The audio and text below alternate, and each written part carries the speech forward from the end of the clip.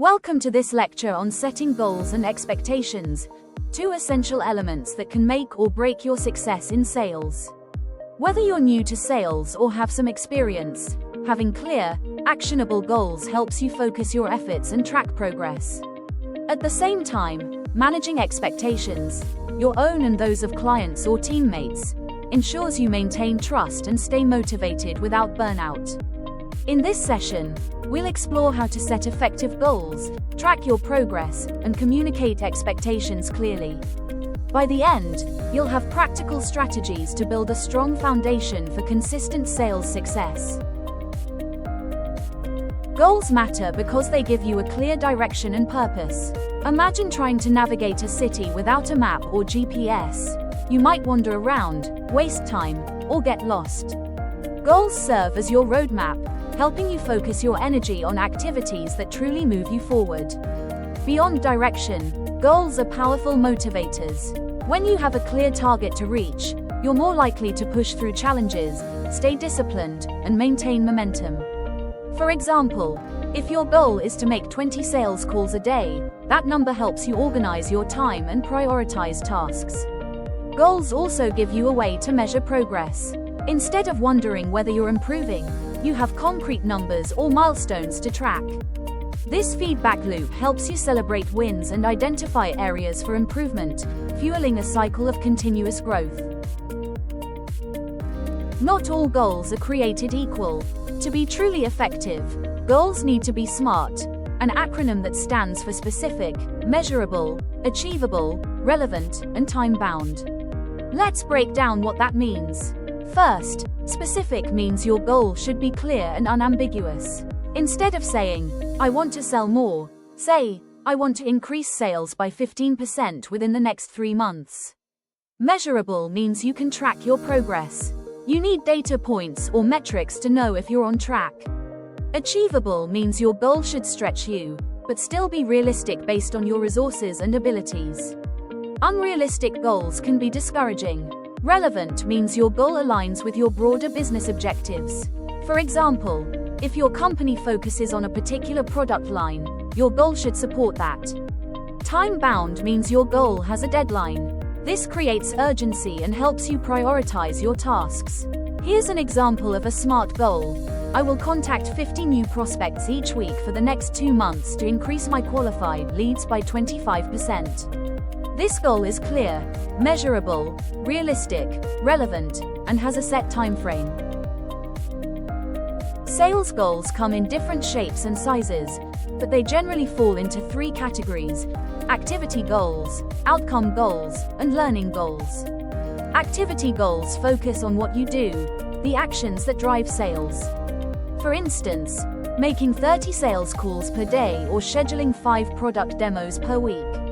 These keep you consistent and ensure you're putting in the necessary effort.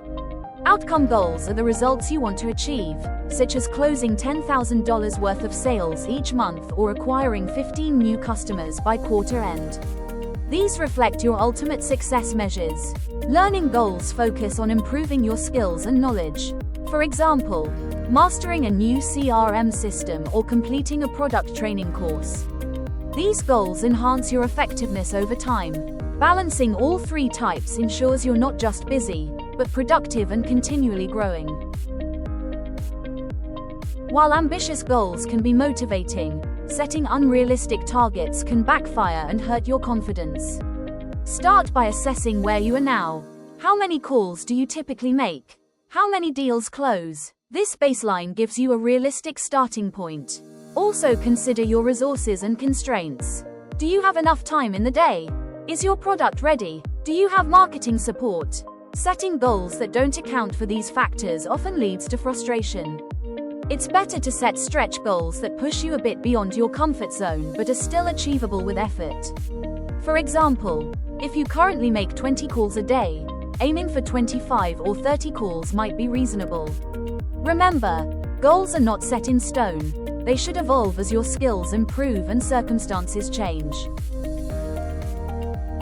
Tracking your progress is essential to turning goals into results. Without monitoring, it's easy to lose focus or continue ineffective activities. Many sales agents use CRM systems that log every call, email, and meeting. If you don't have access to CRM, even a simple spreadsheet works well. Set a routine for reviewing your data, daily, weekly, or monthly, depending on your goal timeframe. Ask yourself, are my activities hitting the targets? Am I converting leads effectively? What barriers am I facing? Be honest with yourself and ready to adjust goals if needed. For example, if cold calls aren't generating interest but email campaigns are, shift your focus accordingly. Tracking also allows you to celebrate milestones, hitting halfway to your monthly sales goal, for example, which keeps motivation high. Managing expectations starts with you. It's easy to expect instant results, especially in sales, but it often takes time to build momentum. Avoid falling into the trap of perfectionism or frustration when things don't go as planned. Celebrate small wins. Maybe you secured a meeting or received positive feedback from a prospect. These victories build confidence and create positive energy. Remember that setbacks and mistakes are part of the learning process. Each no is a step closer to a yes.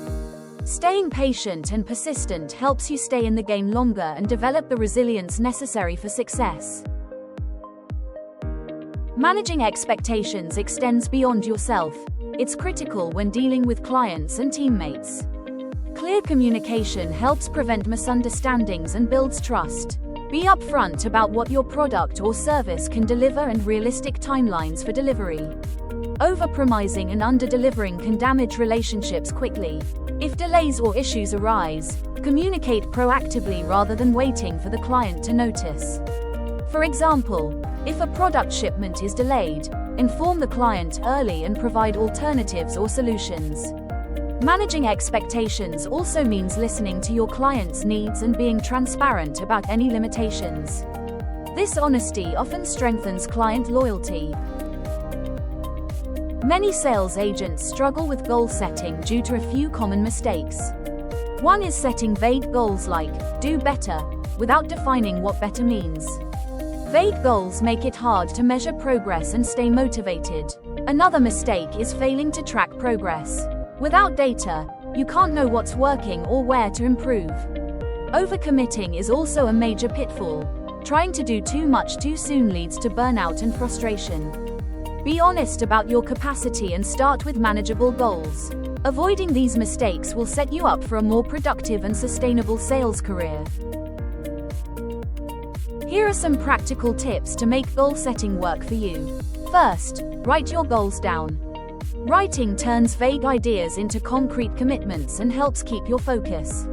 Second, share your goals with someone, a mentor, manager, or peer. Accountability increases motivation and follow-through. Third, review your goals regularly. Your situation and skills will evolve, so your goals should adapt accordingly. Finally, break larger goals into smaller, manageable steps. This makes progress feel achievable and keeps momentum going. To sum up today's lecture, setting clear, smart goals provides direction, motivation, and a way to measure progress. Balancing activity, outcome, and learning goals helps you stay productive and grow. Tracking your progress regularly lets you adjust and improve your approach. Managing expectations, your own and others, through clear communication builds trust and prevents burnout.